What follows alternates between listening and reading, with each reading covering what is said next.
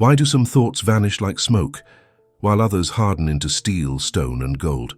Most people think reality is hard, and their minds are soft. Wallace D. Wattles taught the exact opposite. He revealed that the physical universe is actually like soft, warm wax, malleable and waiting for a shape.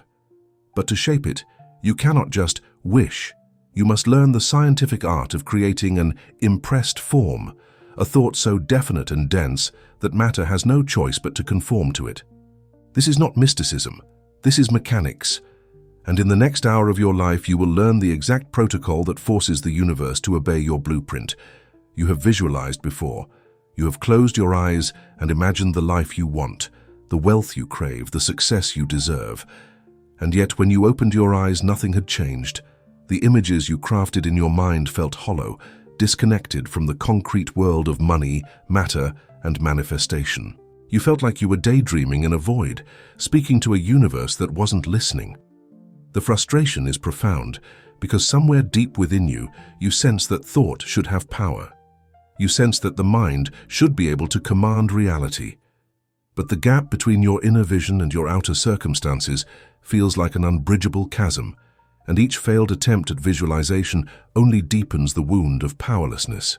You begin to believe that manifestation is reserved for the chosen few, for those who possess some mystical gift that you lack.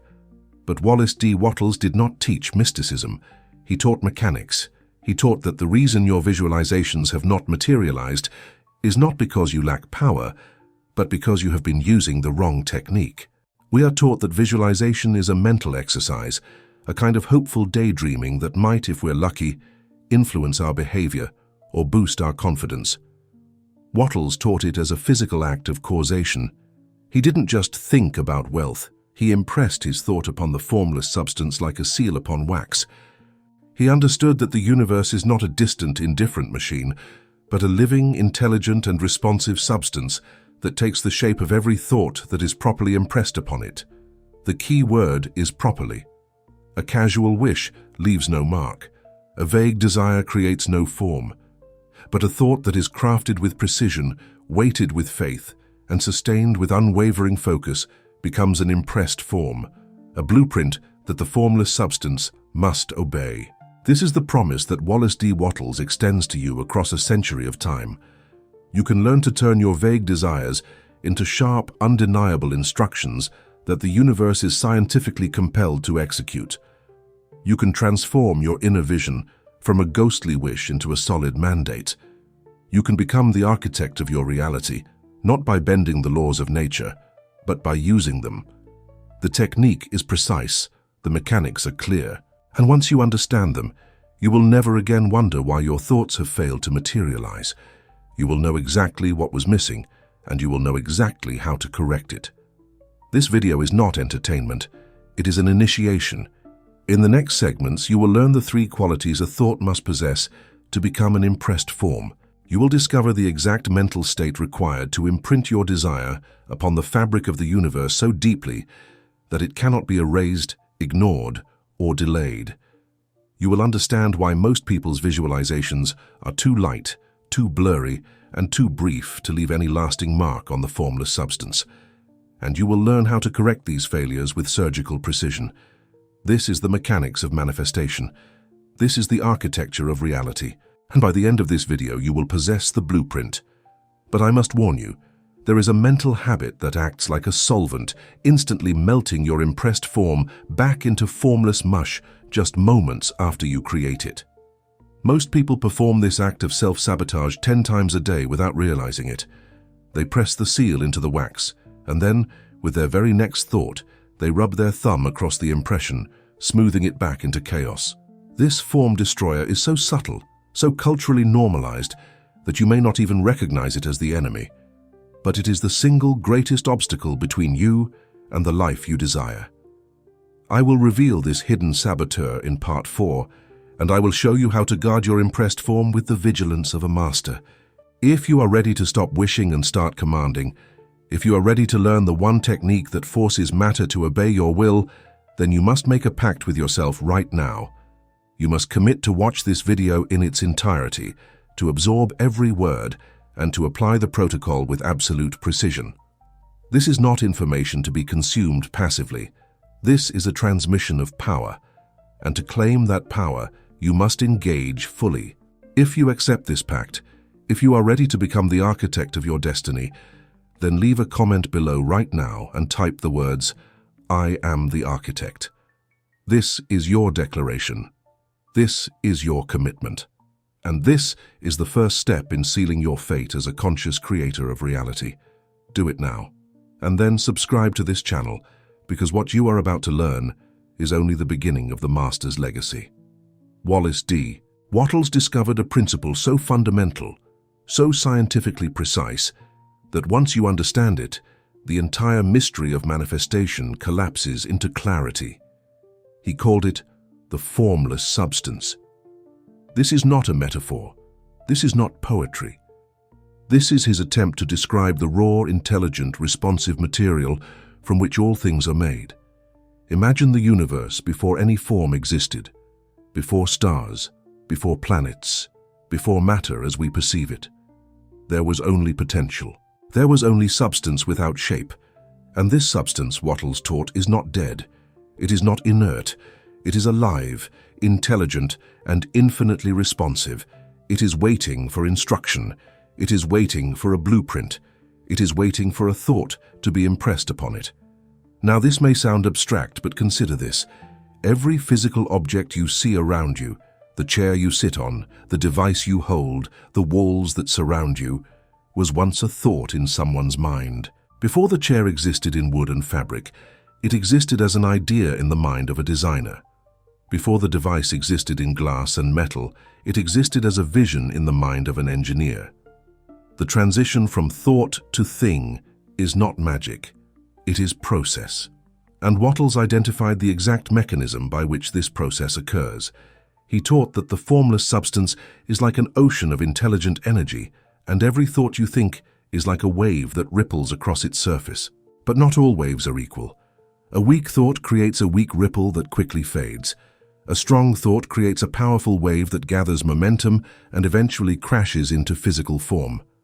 The difference between a weak thought and a strong thought is not volume. It is not intensity of emotion. It is not the desperation with which you cling to your desire. The difference is structure. A weak thought is vague, inconsistent, and filled with contradiction. A strong thought is sharp, sustained, and unified. A weak thought is like a sketch drawn in sand, erased by the first gust of wind. A strong thought is like a blueprint carved into stone, impervious to the elements. Wattles called this blueprint the impressed form. When you create an impressed form in your mind, you are not merely imagining. You are instructing. You are commanding. You are pressing a seal into the soft wax of the universe. And the universe, being intelligent and responsive, has no choice but to harden into the shape you have specified. But here is where most people fail. They create a vague impression, a blurry image, a half-hearted wish, and then they wonder why nothing happens. They do not understand that the formless substance is precise. It does not respond to ambiguity. It does not fill in the blanks for you. If you give it a fuzzy instruction, it will produce a fuzzy result. If you give it a sharp, detailed, unambiguous instruction, it will produce a sharp, detailed, unambiguous result.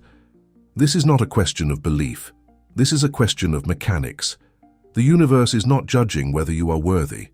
It is simply responding to the clarity of your signal. Think of it this way.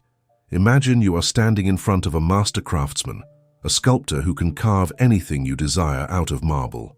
But he is blind. He cannot see your vision. He can only feel the mold you place in his hands. If you hand him a mold that is poorly defined, with blurry edges and inconsistent depth, he will produce a sculpture that is poorly defined, with blurry edges and inconsistent form. If you hand him a mold that is sharp, precise, and detailed, he will produce a sculpture that is sharp, precise, and detailed. The craftsman is not lazy. He is not incompetent. He is simply responding to the quality of the instruction you have given him. The formless substance is the same. It is a master craftsman. It is infinitely skilled. But it can only create what you specify. And this is why Wattles insisted that visualization is not enough. You must create an impressed form. The difference is this. Visualization is passive. It is watching a movie in your mind. Impression is active. It is pressing a thought into the substance of reality with such force and clarity that the substance bends to accommodate it. Visualization is entertainment. Impression is engineering. Visualization is hoping. Impression is commanding.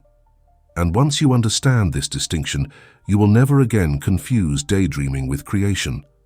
You will understand that you are not a passive observer of reality. You are an active sculptor. And the chisel in your hand is your focused, sustained, faith-filled thought. Now you might ask, how do I know this is true? How do I know that the formless substance actually responds to thought? The answer is simple. Look around you.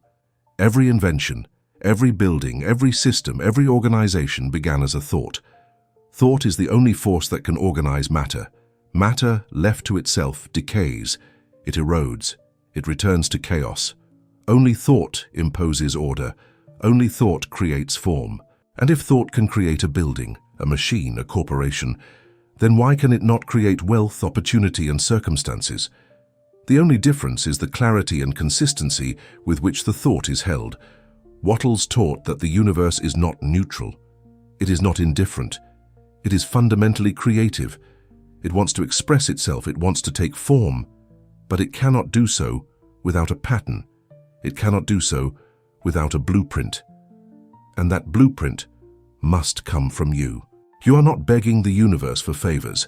You are providing it with the design specifications for your life. And if you provide those specifications with absolute clarity, the universe will manufacture your reality with absolute precision. This is not faith, this is physics, this is the law of impressed form. But the law is exact. It does not tolerate sloppiness. It does not reward vague intentions. It rewards precision, consistency, and faith. And in the next section, you will learn the logic behind this law. You will understand why the impressed form works, not because of some mystical force, but because of the fundamental nature of reality itself. You will understand why matter must obey thought, just as wax must obey the seal. And once you understand the logic, you will never again doubt your power to shape your world. The central insight is this: the formless substance is intelligent, and it takes the form of the thought impressed upon it. This is not a metaphor. This is not symbolism. This is a statement of fact. The substance from which all things are made is responsive to thought. It is waiting for your instruction. It is waiting for your seal. And the moment you press that seal with sufficient clarity, weight, and duration, the substance begins to move. It begins to organize. It begins to harden into the form you have specified. This is the law. This is the science. And this is the secret that Wallace D. Wattles risked everything to reveal. So the question is not whether the impressed form works. The question is whether you are willing to use it with the precision it demands. Are you willing to sharpen your desire into a blade? Are you willing to weight your thought with unshakable faith? Are you willing to hold the image until it sets? Because if you are, then the universe has no choice but to obey. The law is absolute. The mechanics are clear. And the only variable is you. Consider the implications. If the formless substance truly is responsive to thought, then every condition in your life is a reflection of the thoughts you have been impressing upon it. Your current wealth or poverty is the hardened form of your habitual thoughts about money. Your current relationships are the hardened form of your habitual thoughts about connection and worthiness. Your current health is the hardened form of your habitual thoughts about vitality and decay. You are not the victim of circumstance. You are the architect of circumstance. And the moment you accept this, the moment you truly internalize it, everything changes. Because you realize that if you created your current reality with unconscious, habitual, fear-based thought, then you can create a new reality with conscious, deliberate, faith-based thought. This is not empowerment. This is responsibility. And Wattles did not shy away from this. He taught that you are constantly impressing forms upon the formless substance, whether you know it or not. Most people are unconscious sculptors, pressing chaos into the wax of their lives, and then complaining that their lives are chaotic. But once you learn the technique, once you understand the mechanics, you become a conscious sculptor. You take control of the seal. You decide what gets impressed. And from that moment forward, you are no longer at the mercy of chance, luck, or external forces. You are the master of your fate. You are the captain of your soul. And the universe bends to your will, not because you are special, but because you have learned the law. This is the central concept. This is the foundation upon which everything else is built. The formless substance is real. It is intelligent. It is responsive. And it takes the form of the thought impressed upon it. Hold this truth in your mind as we move forward, because in the next section you will learn the unshakable logic that makes this truth undeniable. You will learn why the universe must obey the impressed form. You will learn the analogy of the signet ring and the wax, and you will understand with crystal clarity why your thoughts have either succeeded or failed in the past. To understand why the impressed form is not a theory but a law, you must understand the analogy that Wattles himself would have recognized. Imagine a signet ring, the kind used by ancient kings to seal letters and decrees. The ring is carved with intricate symbols, the emblem of the king's authority. When the king presses this ring into hot wax, the wax yields. It has no choice. The pressure of the ring forces the wax to conform to the shape of the carving, and when the king lifts the ring, the wax retains the impression. The seal is set, the decree is official. The form is fixed. This is not magic. This is physics. The wax obeys the ring because it is the nature of wax to be soft, malleable, and responsive to pressure. Now apply this analogy to your mind and the universe. The formless substance is the wax. It is soft, malleable, and responsive. Your desire, when properly formed in your mind, is the signet ring. It is carved with the details of what you want. It is sharp, definite, and authoritative. And the act of holding that desire in your mind with absolute faith is the pressure.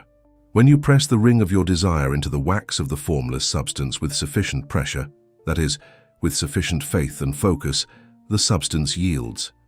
It has no choice. It conforms to the shape of your thought. And when you hold the impression long enough for the wax to set, the form becomes fixed. What was once formless is now formed. What was once potential is now actual. This is the law of impressed form, and it operates with the same inevitability as the law of gravity. But here is the critical insight. If you press the ring lightly, if you touch it to the wax and then pull it away immediately, no impression is made. The wax remains smooth. The form is not created. And if you press the ring but keep moving your hand, if you wiggle it back and forth or lift it before the wax has cooled, the impression is blurred. It is distorted. It is useless. This is what most people do with their desires. They touch the ring to the wax, they visualize for a moment, and then they pull away.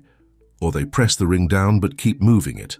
They change their mind, they doubt, they worry. And the impression never sets. They wonder why the universe is not responding, but the truth is that they never gave the universe a clear instruction. They never pressed the seal with the necessary force and stillness. The three qualities required for a perfect impression are the same three qualities required for an impressed form. First, the ring must be carved with sharp details. You cannot press a smooth, featureless ring into wax and expect a meaningful seal. The ring must have definition. It must have edges. It must have specificity. In the context of your mind, this means your desire must be clear. You cannot impress a vague wish upon the formless substance. You cannot say, "I want to be successful," and expect the universe to know what you mean. Successful at what? In what way? By what measure? The universe needs details. It needs the sharp edges of a well-defined vision. If you want wealth, specify the amount. If you want a home, describe the rooms. If you want a relationship, define the qualities. The sharper the carving, the clearer the impression. Second, the ring must be pressed down with force. A light touch creates a faint impression that disappears the moment you breathe on it. Force is required to push the wax into the grooves of the carving. In the context of your mind, this force is faith. Faith is not belief. Belief is intellectual assent. Faith is conviction. It is the feeling that your desire is already real, already done, already yours. When you hold a thought with faith, you are not hoping, you are not wishing, you are knowing. And this knowing gives the thought weight. It makes it heavy. It makes it dense. And this density is what pushes the thought into the formless substance, creating a deep, lasting impression. A thought mixed with doubt is light. It floats on the surface. A thought mixed with faith is heavy.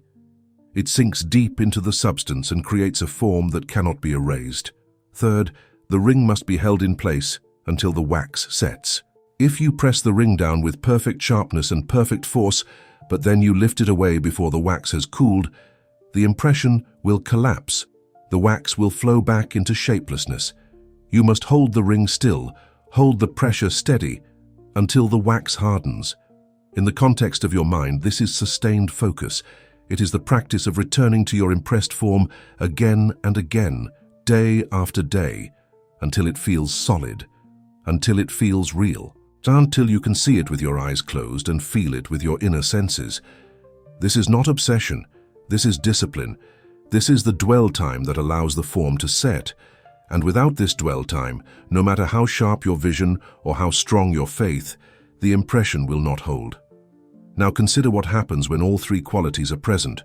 You have carved your ring with sharp, specific details. You press it into the wax with the full weight of your faith. You hold it there steady and still until the wax hardens. What is the result? A perfect impression, a form that is clear, deep, and permanent. The wax has no choice but to take the shape of the ring. It is the nature of wax to yield, and it is the nature of the formless substance to yield to thought. This is not a matter of luck. This is not a matter of worthiness. This is a matter of mechanics. When you use the technique correctly, the result is inevitable. But when one or more of these qualities is missing, the result is failure. If your ring is not sharp, if your desire is vague, the impression is blurred. If your ring is not pressed with force, if your thought lacks faith, the impression is shallow. If your ring is not held steady, if you do not sustain your focus, the impression collapses, and in each case the failure is not the fault of the wax. The wax is always willing. The failure is the fault of the technique. You did not press the seal correctly, and the moment you understand this, the moment you stop blaming the universe and start correcting your technique, everything changes. This is why Wattles taught that getting rich, or creating any desired outcome, is a science. It is not an art. It is not a mystery. It is a science, which means it operates according to fixed laws, and the law of impressed form is as reliable as the law of gravity. Drop a stone, and it falls. Press a clear, faith-filled, sustained thought into the formless substance, and it manifests. The law does not fail. The technique does not fail. Only the practitioner fails, by failing to apply the technique with precision. So ask yourself, when you have visualized in the past, did you carve your ring with sharp details, or did you press a smooth, vague surface into the wax? Did you press your thought with the weight of unshakable faith, or did you press lightly, hoping for the best but fearing the worst? Did you hold the thought steady until it set, or did you lift it away after a few moments and move on to the next distraction? Be honest, because if you have not achieved the results you desire, it is not because the law is broken, it is because you have not yet mastered the technique. And that is good news, because technique can be learned, mechanics can be mastered. And in the sections that follow, you will learn exactly how to carve your ring, how to press it with force, and how to hold it until the impression is permanent. The logic is unshakable. The formless substance is wax. Your thought is the ring. Faith is the force. Sustained focus is the hold. And the impressed form is the inevitable result. This is not philosophy, this is engineering. And once you accept the logic, once you internalize the mechanics, you will never again doubt your ability to shape your reality. You will know with absolute certainty that the universe is waiting for your seal, and you will know with equal certainty that when you press that seal with the precision it demands, the universe must obey. Now the question is no longer whether the technique works. The question is whether you are ready to use it. Are you ready to carve your ring with surgical precision? Are you ready to press it into the wax with the full weight of your conviction? Are you ready to hold it there, unmoved by doubt or distraction until the form is set? Because if you are, then the next section will show you exactly how. You will learn the mental preparation required to create the state of density of thought. You will learn the 3-step execution protocol for crafting an impressed form. And you will learn the post-technique mindset that protects your impression from the forces of doubt and fear. This is the architecture, this is the blueprint, and this is where theory becomes practice. Before you can impress a form upon the formless substance, you must first prepare your mind. The state required is what I call density of thought. This is not a mystical trance. This is not meditation in the traditional sense. This is a gathering of mental energy. Right now, at this very moment, your mental energy is scattered. It is dispersed across 1,000 small worries, distractions, and fragmented thoughts. You are thinking about your bills, your relationships, your past mistakes, your future anxieties, and a dozen other things simultaneously.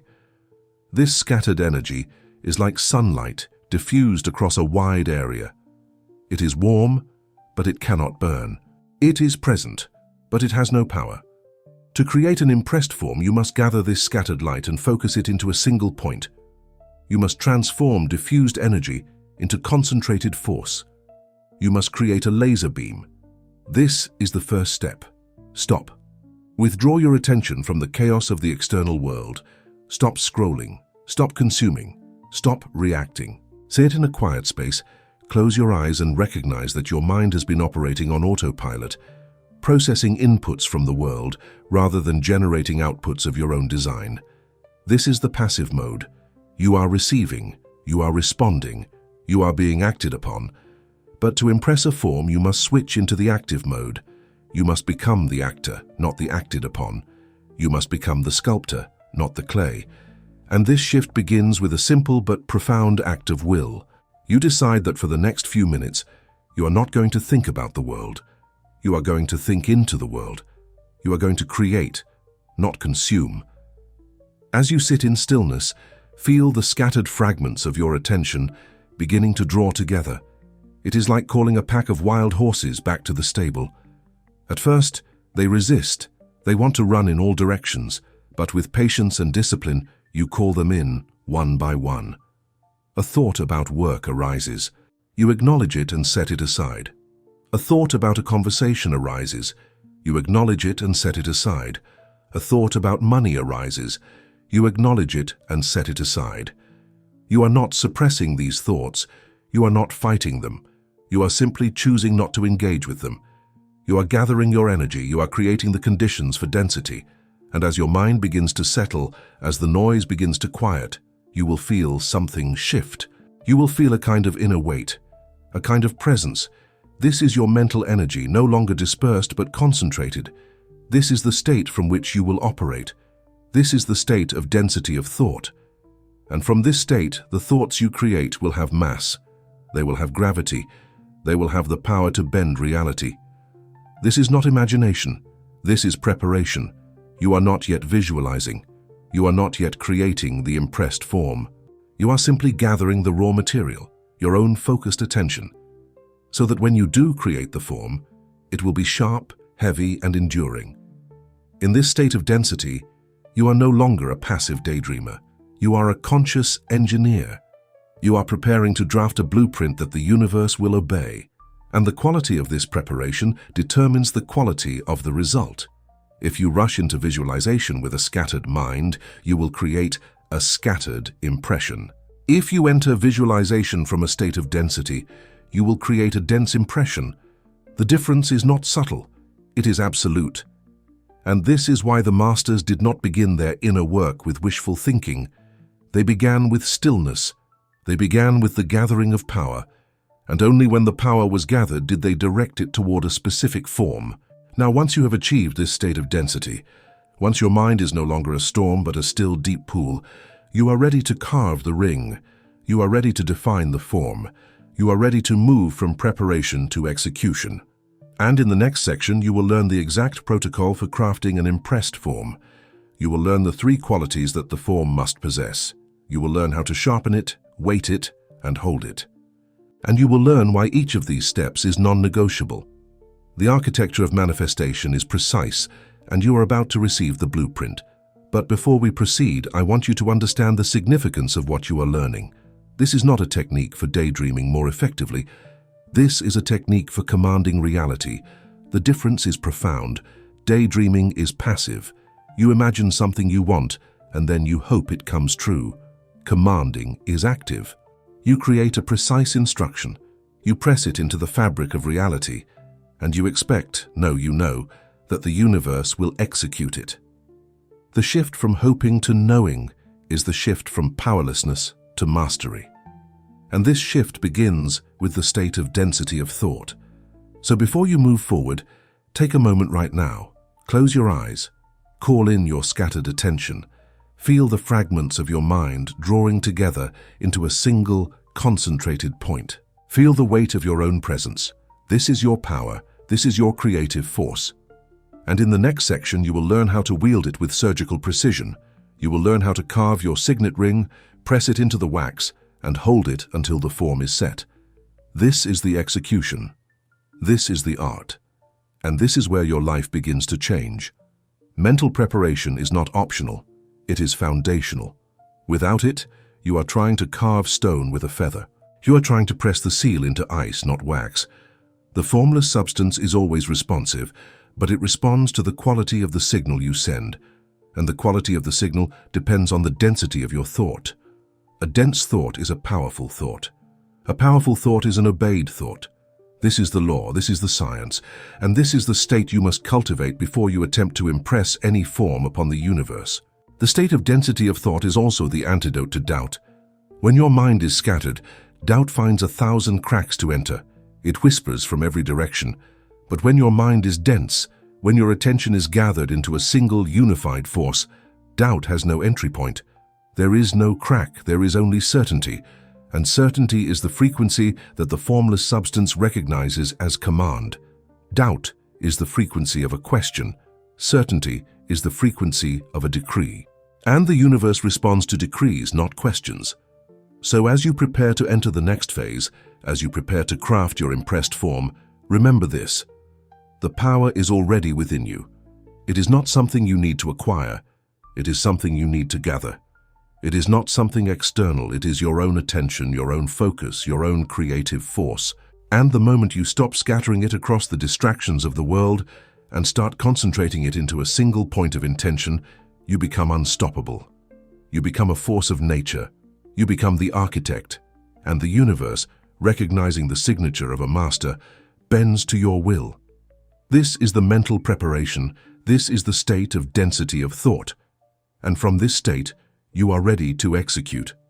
You are ready to carve, to press, and to hold. You are ready to create the impressed form. And in the next section, you will learn exactly how to do it. Now we come to the execution. You have gathered your mental energy. You have entered the state of density of thought. You are no longer scattered. You are no longer passive. You are a concentrated force ready to shape reality. And now you will learn the 3 qualities that your thought must possess to become an impressed form. These are not suggestions. These are requirements. The formless substance does not respond to wishes. It responds to precision. And precision is achieved through the mastery of 3 elements: sharpness, weight, and duration. Master these, and you master the art of manifestation. Fail in any one of them, and your impression will blur, fade, or collapse before it can harden into form. The first quality is sharpness. This is the quality of definition. A blurry ring leaves a blurry mark. A sharp ring leaves a sharp mark. And a sharp mark is the only kind that the formless substance can obey. So ask yourself, what do I want? Not in vague terms, not in general categories, but in specific, concrete, measurable terms. If you say, I want to be rich, you have created a blurry ring. Rich compared to whom? Rich in what way? Rich by what measure? The universe does not know what you mean. It cannot execute a vague instruction. But if you say, I see myself holding a bank statement showing a balance of $100,000. I see the date on the statement. I see the name of the bank. I see the feeling of relief and power that comes with this financial security. Now you have created a sharp ring. Now the universe knows exactly what you are asking for. Now the impression has edges. Sharpness requires that you sit down with your desire and interrogate it. What does it look like? What does it feel like? What are the sensory details? If you want a home, describe the front door. Describe the kitchen, describe the view from the window. If you want a relationship, describe the sound of your partner's voice. Describe the way you feel when you walk into a room together. If you want a career breakthrough, describe the email you receive. Describe the conversation you have with your new client. Describe the weight of the contract in your hand. The more specific you are, the sharper your ring becomes. And the sharper your ring, the clearer the impression. This is not overthinking. This is engineering. You are drafting a blueprint. And a blueprint with fuzzy lines is useless. But sharpness is not enough. You can carve the most intricate, detailed ring in the world, but if you press it lightly, the impression will be faint. The wax will barely yield. The form will be so shallow that a single gust of wind will erase it. This brings us to the second quality, weight. And weight in the context of thought is faith. Faith is not hope. Hope is the feeling that something might happen. Faith is the conviction that something is already done. Hope looks to the future. Faith collapses the future into the present. When you hold a thought with faith, you are not imagining a possible outcome. You are recognizing an inevitable outcome. You are seeing what already exists in the realm of potential, and you are pulling it into the realm of manifestation by the sheer force of your conviction. How do you generate this weight? How do you cultivate faith? You do it by feeling the reality of your desire before it has materialized. You do it by closing your eyes and living for a few moments in the world where your desire is already fulfilled. You feel the emotions, you hear the sounds, you see the sights, you inhabit the experience. And as you do this, something shifts. The desire stops feeling like a fantasy and starts feeling like a memory. It stops feeling distant and starts feeling near. And this nearness, this sense of reality, is what gives the thought weight. A thought that feels real is a heavy thought. A heavy thought presses deep into the formless substance, and a deep impression is a lasting impression. Most people fail at this step because they confuse visualization with faith. They see the image in their mind, but they do not feel the reality of it. They watch the mental movie, but they remain emotionally detached. They are spectators, not participants.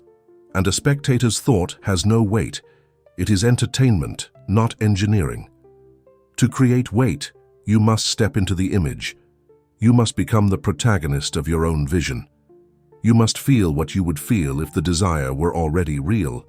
And the emotion you must feel above all others is gratitude. Gratitude is the signature of faith. When you are grateful for something, you are acknowledging that it is already yours. You are thanking the universe for a gift that has already been given, and this act of gratitude impresses the thought with such weight that it sinks deep into the formless substance where it cannot be dislodged. So as you hold your sharp, detailed image, you add the weight of faith by feeling it as real. You say to yourself not, "I hope this happens," but "Thank you for this reality." You say not, "Someday I will have this," but "I am experiencing this now." You collapse the timeline. You dissolve the gap between desire and fulfillment. And in doing so, you create a thought so heavy, so dense that it falls like a stone into the ocean of the formless substance, sinking deep, creating a crater, a mold, a form that the substance must fill. But even sharpness and weight are not enough, because you can press the ring down with perfect detail and perfect force, but if you lift it away after only a moment, the wax has not yet set. It is still soft, and the moment you remove the pressure, the wax flows back into its original shape. The impression is lost. This is why the third quality is essential. This is the quality of duration. You must hold the impression. You must sustain the focus. You must return to the image again and again, day after day, until the wax hardens, until the form becomes permanent, until you can no longer erase it even if you wanted to. Duration is the practice of sustained gratitude. It is not a single moment of visualization. It is a daily ritual. Every morning you return to your impressed form. You see it with sharpness. You feel it with weight. You hold it with gratitude. And then you release it, trusting that the impression has been made, trusting that the universe is now working to manifest the form. You do not obsess. You do not cling. You do not check every hour to see if it has appeared. You press the seal, you hold it, and then you walk away, knowing that the wax is setting. And the next day you return. You press again. You hold again. You reinforce the impression. And with each repetition, the form becomes more solid, more real, more inevitable. This is the dwell time. This is the period of incubation, and it is during this time that most people fail. They visualize once or twice, and then they give up. They say, "I tried it and it didn't work." But they did not try it. They pressed the seal for a moment and then pulled it away. They expected the wax to harden instantly. They expected the universe to materialize their desire overnight. But the law of impressed form is not instantaneous. It is cumulative. Each time you return to your image with sharpness, weight, and duration, you deepen the impression. You add another layer, you reinforce the mold. And eventually, the cumulative weight of your sustained focus reaches a critical mass. The impression becomes permanent. The wax hardens. And the formless substance, having received its final instruction, begins to move. It begins to organize. It begins to manifest. So the protocol is this. First, carve your ring with sharpness. Define your desire down to the smallest detail. Second, press the ring with weight. Feel the reality of your desire as if it were already done. Feel the gratitude. Feel the fulfillment. Third, hold the ring with duration. Return to the image every day. Reinforce the impression. Do not waver. Do not doubt. Do not lift the seal prematurely. Hold it until the form is set. This is the execution. This is the technique. And this is the only technique that works. Now, I know what some of you are thinking. You are thinking, this sounds like a lot of work. And you are right. It is work. But it is the most important work you will ever do. Because this is the work of creation. This is the work of shaping your reality. And the effort required is nothing compared to the effort of living a life you did not design. A life that was shaped by default, by the scattered, unconscious thoughts you impressed upon the formless substance without even realizing it. You are already impressing forms. You are already creating. The only question is whether you are doing it consciously or unconsciously. And once you make the shift to conscious creation, once you master the technique of the impressed form, the effort becomes effortless. Because you are no longer struggling against reality. You are working with reality. You are using the law. And the law, when used correctly, does all the heavy lifting for you. But the technique is only half the equation. The other half is protection. Because once you have pressed the seal, once you have created the impressed form, there is a danger. There is a force that can undo your work. There is a mental habit that can melt the wax, blur the impression, and return everything to chaos. And this force is so common, so normalized, so deeply ingrained in the habits of most people that they do not even recognize it as a threat. I am talking about worry. I am talking about doubt. I am talking about the habit of asking how and when and what if it doesn't work. These questions are the solvent that dissolves your impressed form. And in the next section, I will show you exactly how this happens, and I will show you how to guard your impression against this silent destroyer. Once you have executed the protocol, once you have carved the ring with sharpness, pressed it with weight, and held it with duration, you must adopt a specific post-technique mindset. This mindset is the guardian of your impressed form. It is the shield that protects the impression from the erosive forces of doubt, fear, and impatience. And the core of this mindset is this. You walk through the world as if the seal has been set. You do not look for evidence. You do not search for signs. You do not monitor the external world to see if your manifestation is working. You simply know that the impression has been made, and you trust that the physical casting is now inevitable. This is the hardest part for most people, because we are conditioned to believe that seeing is believing. We think we must see the evidence before we can believe in the result. But Wattles taught the opposite. He taught that believing is seeing. The impressed form exists first in the invisible realm of potential. It exists in the formless substance as a blueprint, a mold, a specification. And only after it exists there, only after the impression is deep and permanent, does it begin to harden into physical form. But the hardening takes time. The physical casting is not instantaneous. There is a lag. And during this lag, you must maintain absolute faith. You must resist the temptation to check, to verify, to confirm. You must walk as if the thing is already done. Because in the realm of cause, it is already done. The physical manifestation is merely the effect catching up to the cause. So how do you maintain this mindset? How do you resist the urge to look for proof? You do it by redirecting your attention away from the outcome and toward the process. You do not think about whether your desire is manifesting. You think about the quality of your impression. You ask yourself, Did I press the seal with sharpness today? Did I feel the weight of faith? Did I hold the image with gratitude? If the answer is yes, then you have done your part. The rest is the universe's job, and the universe is reliable. It does not fail. It does not forget. It does not ignore. It simply responds to the quality of the signal you send. And if you have sent a sharp, weighted, sustained signal, the response is guaranteed. This post-technique mindset is also the practice of detachment, but detachment does not mean indifference. It does not mean you stop caring about your desire. It means you stop clinging to it. You stop obsessing over it. You stop checking your bank account every hour, waiting for the money to appear. You stop refreshing your inbox every 5 minutes, waiting for the email. You stop scanning the horizon for evidence, because this constant checking is a form of doubt. It is a signal to the universe that you do not trust the process. And doubt is the eraser. It rubs out the impression you just made. So instead of checking, you declare. You say to yourself, the seal is set, the form is impressed, the manifestation is inevitable. And then you go about your day with calm confidence, knowing that the universe is working behind the scenes to bring your desire into physical form. This is the post-technique. This is the guardian mindset, and it is the final piece of the architecture. You prepare by gathering density, you execute by creating sharpness, weight, and duration, and you protect by maintaining faith and detachment. This is the complete protocol. This is the blueprint. And when you follow it with precision, the universe has no choice but to obey. Now we come to the refinement. You have learned the technique. You understand the mechanics. You know how to create an impressed form. But knowledge is not mastery. And before you can wield this power with confidence, you must understand the fatal mistakes that destroy the work of even the most sincere practitioners. These mistakes are subtle. They are insidious. They masquerade as normal, reasonable thought patterns, but they are, in fact, the silent killers of your manifestation.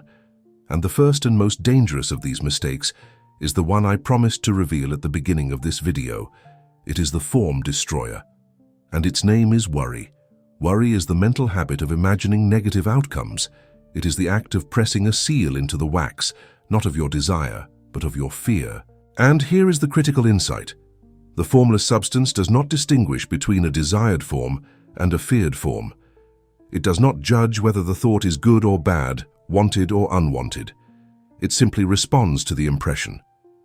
If you impress a form of success, the substance creates success. If you impress a form of failure, the substance creates failure. And worry is the act of impressing failure. It is the act of carving a detailed image of what you do not want, weighting it with the emotion of fear, and holding it with obsessive repetition. In other words, worry is the perfect application of the technique applied to the wrong outcome. Think about this. When you worry, what are you doing? You are visualizing a negative scenario with vivid detail. You are feeling the emotion of that scenario as if it were real, and you are returning to it again and again, reinforcing the impression. This is sharpness, weight, and duration applied to your fear. And the formless substance, being impartial, responds. It says, you have pressed a seal, you have created a form, I will manifest it. And then you wonder why your fears keep coming true. You wonder why you keep attracting the very outcomes you were trying to avoid. The answer is simple. You impressed them, you created them, not with your desires, but with your worries. This is the fatal mistake. And it is fatal because it happens unconsciously. Most people do not realize they are impressing forms of failure. They think they are just being realistic or preparing for the worst. But every moment you spend worrying is a moment you spend carving a signet ring of disaster and pressing it into the wax of your life. And every moment you spend worrying is a moment you are not spending on your impressed form of success. Worse, every moment you spend worrying actively erases the positive impression you worked so hard to create. Because you cannot hold two contradictory impressions simultaneously. You cannot press a seal of success and a seal of failure into the same spot. One will overwrite the other. And if you spend 5 minutes visualizing success and then 5 hours worrying about failure, which impression do you think will dominate? So the first rule of refinement is this: guard your impression with your life. Once you have pressed the seal of your desire, you must protect it from the solvent of worry. And the way to protect it is to catch yourself in the act. The moment you notice that you are imagining a negative outcome, stop. Recognize what you are doing. Say to yourself, I am impressing a form I do not want. And then deliberately redirect your attention back to your impressed form of success. See it again. Feel it again. Hold it again. This is not positive thinking. This is not denial. This is engineering. You are choosing which form to impress, and you are choosing to impress only the form you desire. But there is a second fatal mistake, and it is equally destructive. It is the maybe mindset. This is the habit of approaching the technique with hesitation, with skepticism, with the attitude of, I'll try this and see if it works. This attitude is poison, because the formless substance does not respond to maybes. It responds to certainty. It responds to decrees. And when you approach the technique with the energy of maybe, you are not pressing the seal with weight. You are tapping it lightly, hoping it will work, but not really believing it will. And this lack of conviction creates a shallow impression that the universe can barely detect. The maybe mindset is the voice that says, I hope this works, but I'm not sure. It is the voice that hedges its bets, that keeps one foot in doubt and one foot in faith. And a divided mind creates a divided impression. The formless substance receives a mixed signal. It does not know whether you are commanding it to create success or failure, so it creates a muddled result. It creates a half manifestation, a partial outcome, something that almost matches your desire but not quite. And then you say, see, it didn't work. But the truth is, you didn't work. You didn't press the seal with conviction. You didn't commit. You didn't declare. You merely suggested. And the universe does not respond to suggestions. So the second rule of refinement is this. Approach the technique with the energy of a scientist, using a law, not a gambler rolling dice. You are not hoping.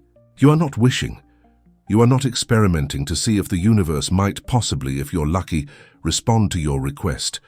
You are using a law, and a law is reliable.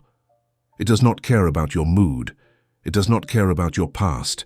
It does not care about your doubts. It simply operates. And if you use it correctly, it produces the result, every single time. So when you press the seal, press it with the full force of your conviction. Press it as if you were signing a contract that cannot be broken. Press it as if you were commanding an army that cannot disobey. Press it with certainty, and the universe, recognizing the signature of a master, will obey. These are the two fatal mistakes. Worry, which impresses the wrong form, and the maybe mindset, which impresses no form at all. Avoid these, and you avoid the 99% of failures that plague the average practitioner. Master these, and you master the art of manifestation. But there is one more layer of refinement, and it comes in the form of a master's tip, a piece of wisdom directly from Wallace D. Wattles himself. And this tip is the key to transforming the technique from a practice into a way of life. Wallace D. Wattles wrote, "You must hold the image. You are not to act as a dreamer, but as a man of science who uses a law." This single sentence contains the entire philosophy of the impressed form. Let us dissect it. First, you must hold the image.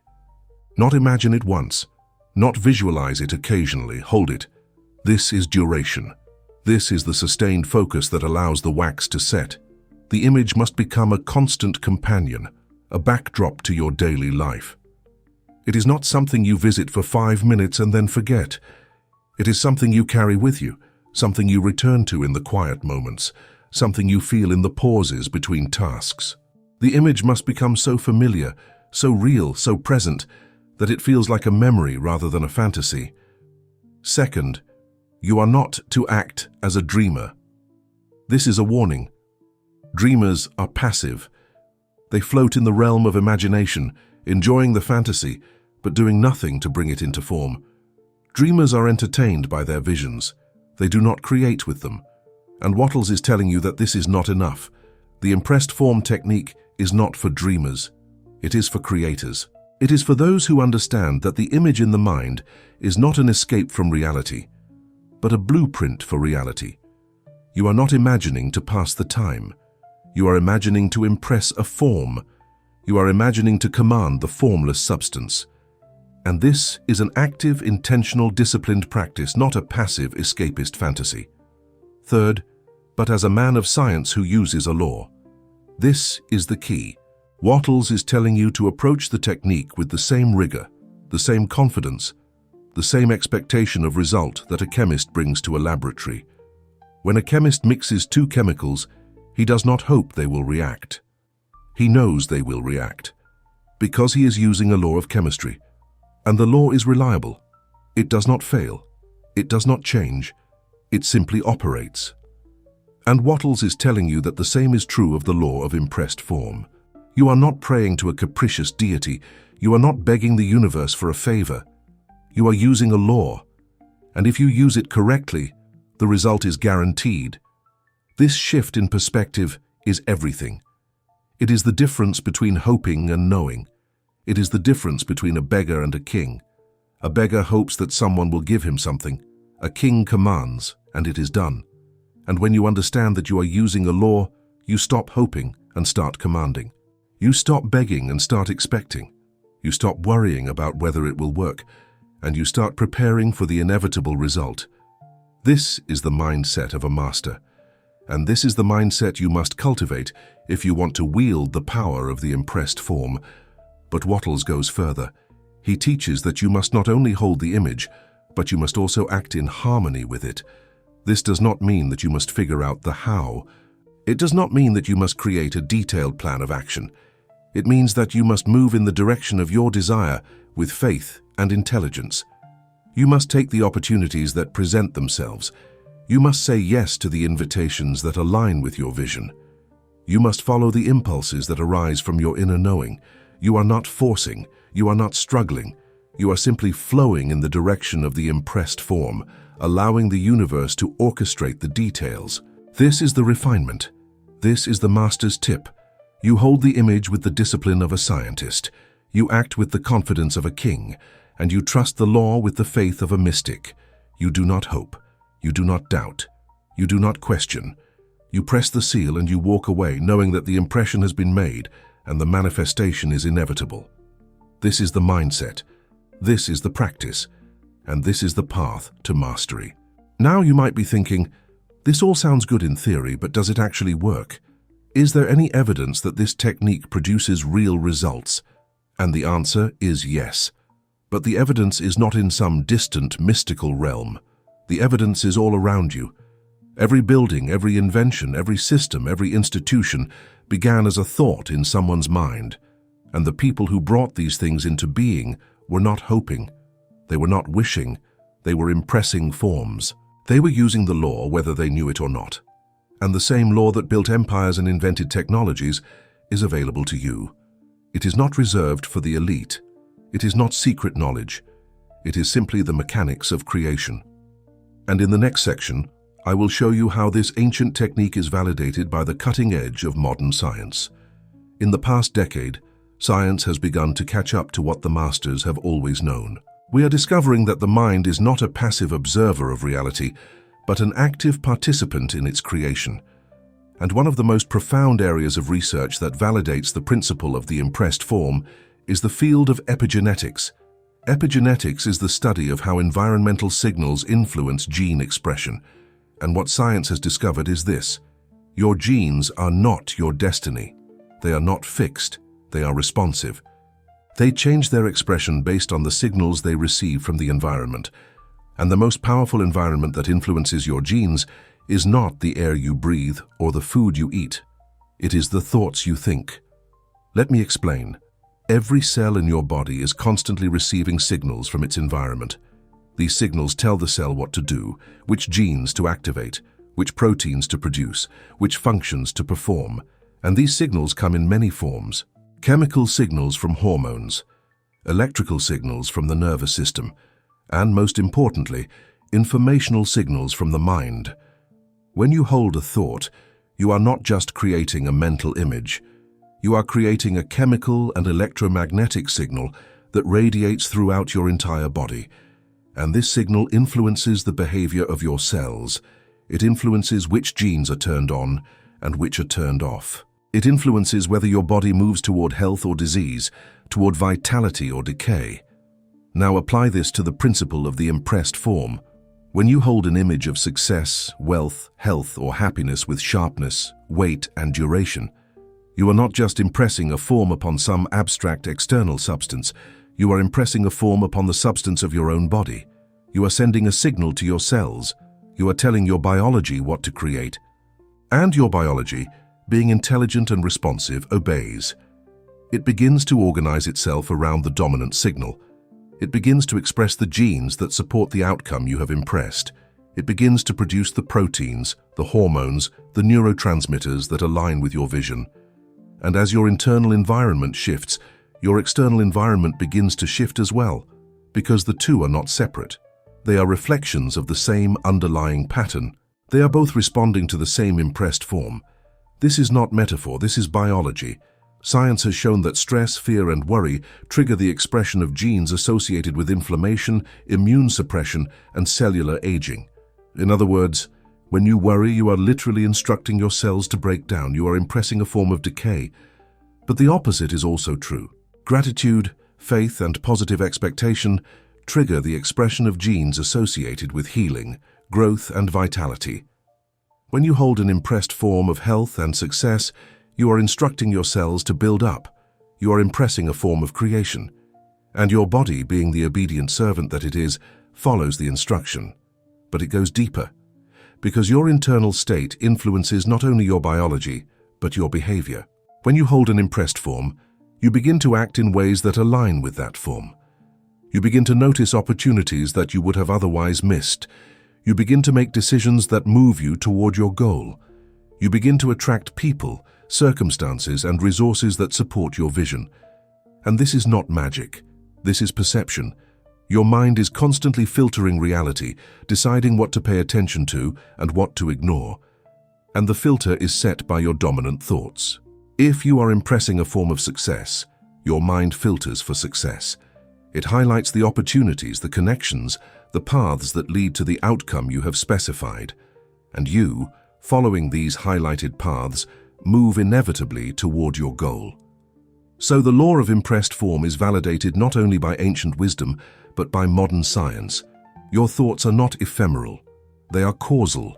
They are the environment that shapes your biology, your perception, and your behavior.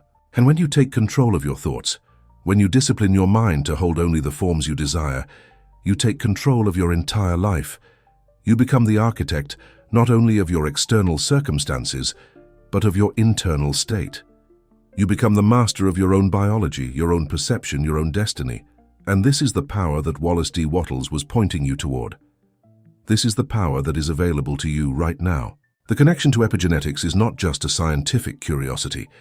It is a confirmation of the law. It is proof that the impressed form technique is not wishful thinking, but a precise application of the principles that govern life itself. When Wattles taught that the formless substance is intelligent and responsive, he was describing in the language of his time what we now call the quantum field, the informational substrate that underlies all physical reality. And when he taught that you can impress a form upon this substance by holding a clear, faith-filled thought, he was describing what we now call the observer effect, the principle that consciousness influences the behavior of matter. The science is clear, the mechanism is real, and the technique works, but science alone is not enough. Because science explains the how, but it does not inspire the why. Science tells you that the technique is possible, but it does not move you to use it. And this is where the anecdote, the story, the illustration comes in. Because humans do not change their behavior based on data alone. We change based on vision. We change based on the stories we tell ourselves about who we are and what we are capable of.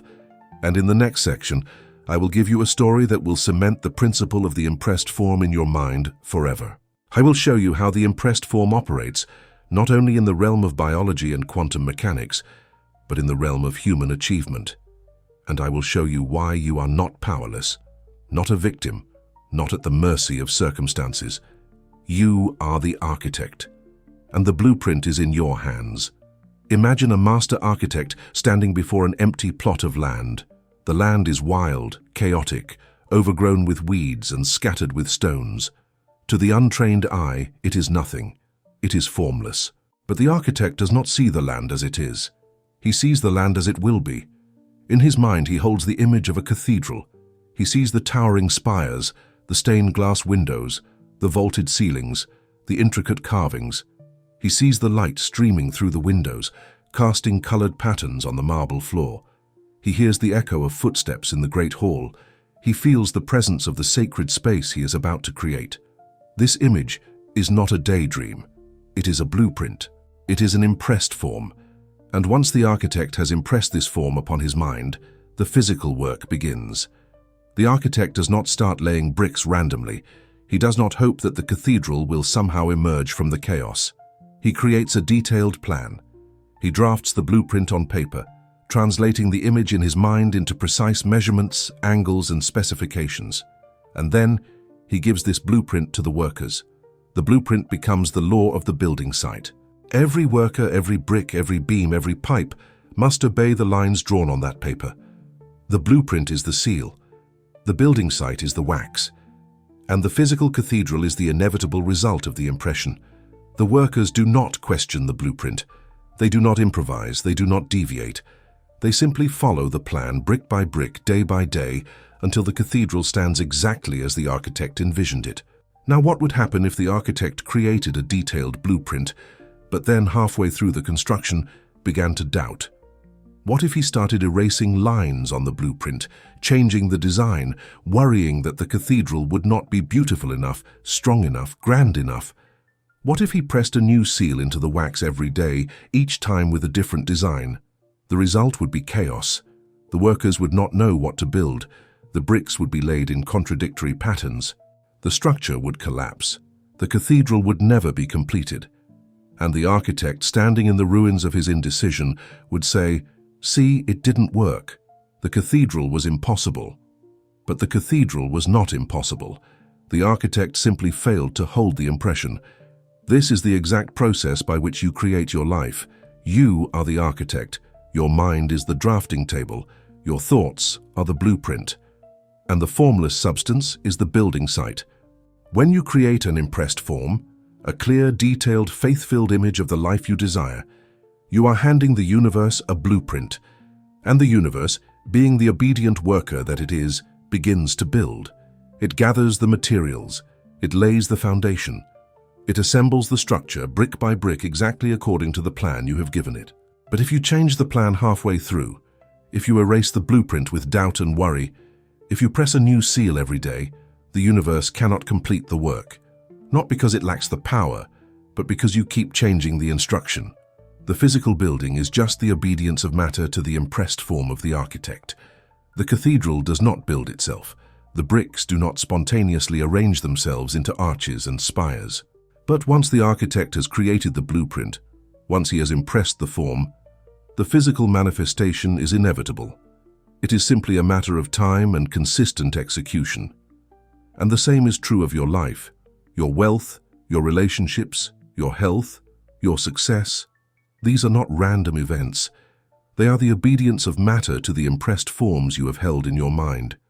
And if you do not like the structure of your current life, the solution is not to complain about the bricks.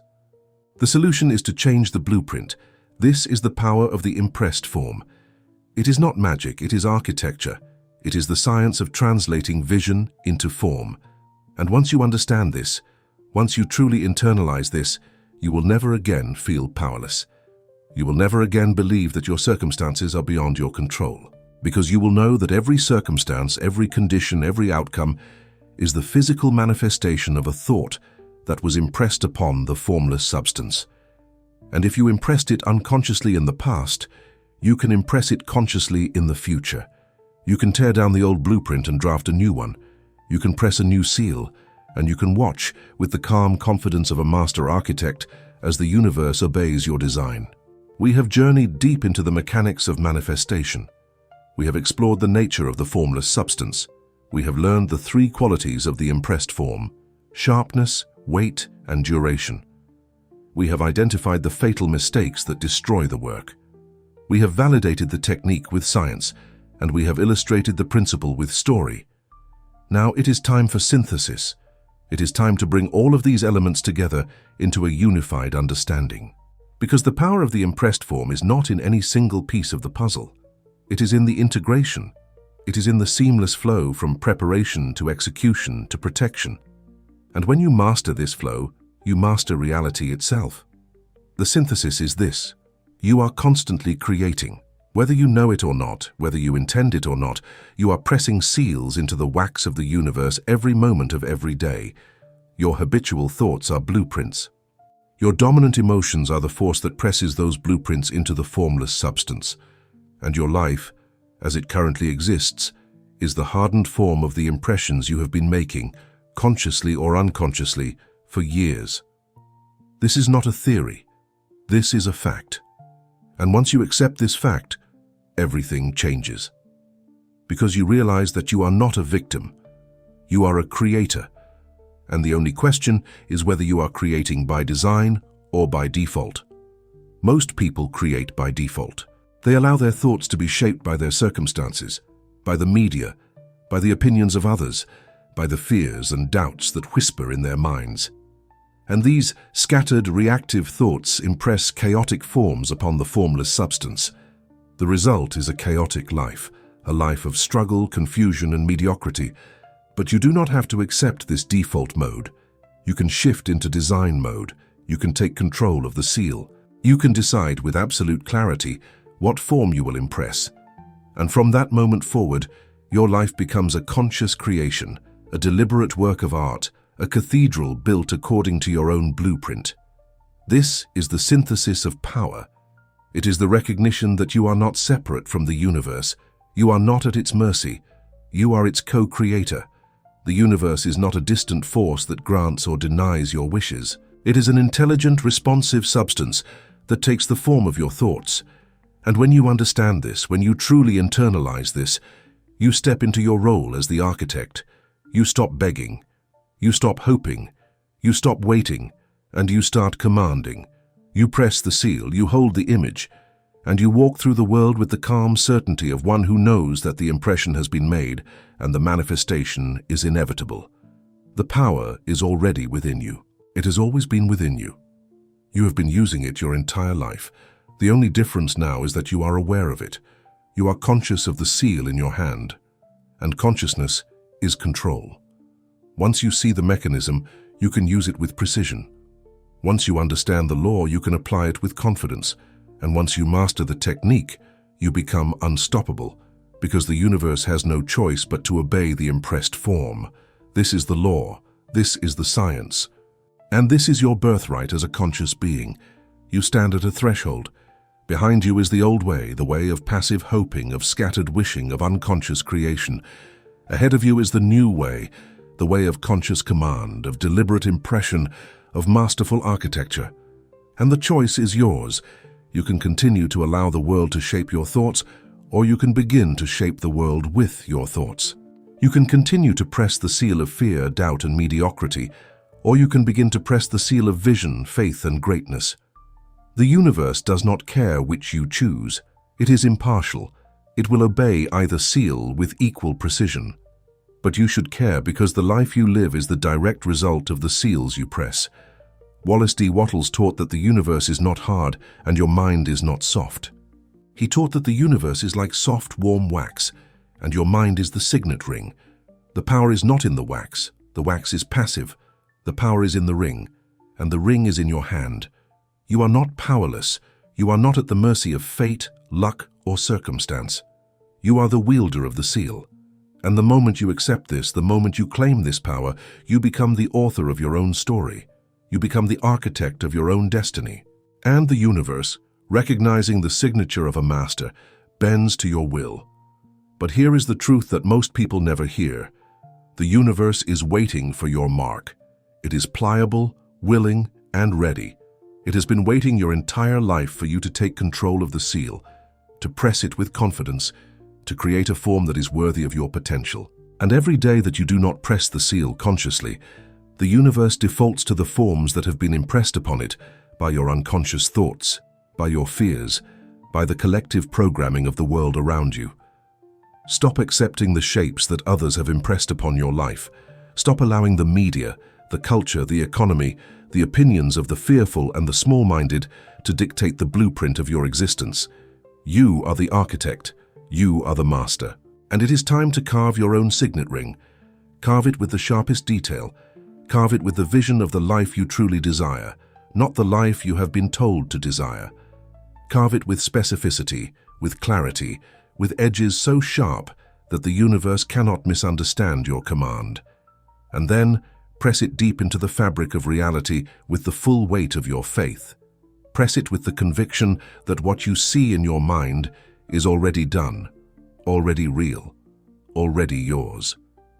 Do not press lightly. Do not press with hesitation. Press with the force of certainty. Press as if you are signing a decree that cannot be revoked. And then hold it. Hold the image. Hold the feeling. Hold the gratitude. Return to it every day. Reinforce the impression. Guard it against the solvent of doubt. Protect it with the vigilance of one who knows that this blueprint is the most important document of their life.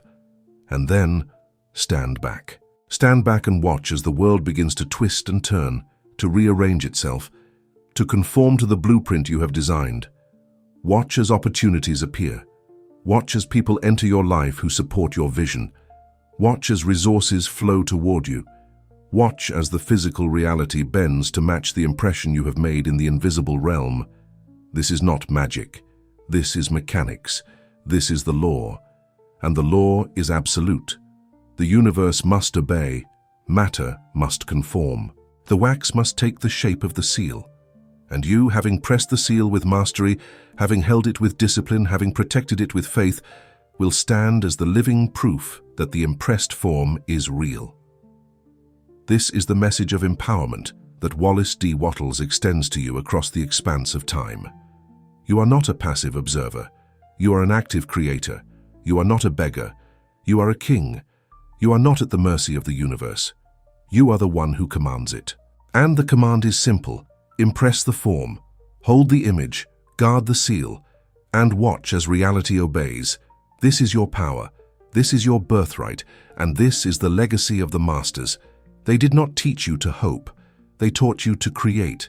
They did not teach you to wish. They taught you to command. And they did not teach you to wait. They taught you to impress. So take the seal, carve the ring, press it deep, and become the architect of your destiny. But knowledge without application is useless. Understanding without practice is impotent. And so I leave you with a challenge. I call it the Seal the Deal challenge. For the next 3 days, you will put the principle of the impressed form into action. And you will do it with the precision of a scientist conducting an experiment. This is not a game. This is not a whim. This is a test of the law. And if you execute the protocol correctly, you will see results. Not because the universe is impressed by your effort, but because you will have used the law correctly. And the law, when used correctly, always produces the result. Here is the protocol. First, choose one specific outcome, not a vague desire, not a general hope. One specific, measurable, concrete outcome. It could be a sum of money. It could be a conversation. It could be an opportunity. It could be a resolution to a problem. But it must be specific. Write it down. Define it. Sharpen it. This is your signet ring. Second, every morning for the next 3 days, spend 5 minutes in the state of density of thought. Close your eyes, gather your scattered attention, and then press the seal. Visualize your specific outcome with sharpness. Feel it with weight. Hold it with gratitude. See it, feel it, know it, and then release it. Do not cling. Do not obsess. Simply press the seal and walk away, knowing that the impression has been made. Third, for the rest of the day, refuse to wipe out the impression with worry. Every time a doubt arises, every time a fear whispers, every time you are tempted to check whether it is working, stop. Recognize the solvent and say to yourself, the seal is set. The form is impressed. The manifestation is inevitable. This is your mantra. This is your shield. And this is the practice of guarding the impression. Do this for 3 days, 3 mornings of pressing the seal. 3 days of guarding the impression. And then watch what happens. Do not look for the outcome. Do not monitor the evidence. Simply remain in the state of calm expectation, knowing that the law is working, knowing that the universe is responding, knowing that the manifestation is on its way. And then after 3 days, reflect. Did the outcome manifest? Did some movement occur in the direction of your desire? Did an opportunity appear? Did a conversation happen? Did a shift take place? The answer, if you followed the protocol correctly, will be yes. It may not be the full manifestation. It may be a seed, a sign, a first step, but it will be something, and that something is the proof that the law is real, that the technique works, that you are not powerless. And once you see this proof, once you experience it for yourself, you will never again doubt your ability to shape your reality. You will know with unshakable certainty that you are the architect, and from that moment forward, your life will never be the same. This is the challenge, this is the test, and this is the invitation. If you are ready to leave your mark on the universe, if you are ready to force matter to obey your will, if you are ready to step into your role as the conscious creator of your destiny, then accept this challenge. Do it now. Do it with precision, and do it with the faith of one who knows that the law cannot fail. And then come back to this channel, subscribe to the Master's Legacy, and share your results, because you are not alone on this path. You are part of a lineage of masters, of architects, of conscious creators who have been pressing seals into the wax of reality for millennia. And now, you are one of them. The universe is waiting for your mark. The formless substance is ready to obey. The wax is soft, the seal is in your hand. Press it, hold it, guard it, and watch as the world conforms to your design. This is the secret of the impressed form. This is the one blueprint that matter must obey. And this is the legacy of Wallace D. Wattles. The power is yours, the choice is yours, and the moment is now. I am the scribe of the Master's Legacy, and I will see you in the next transmission.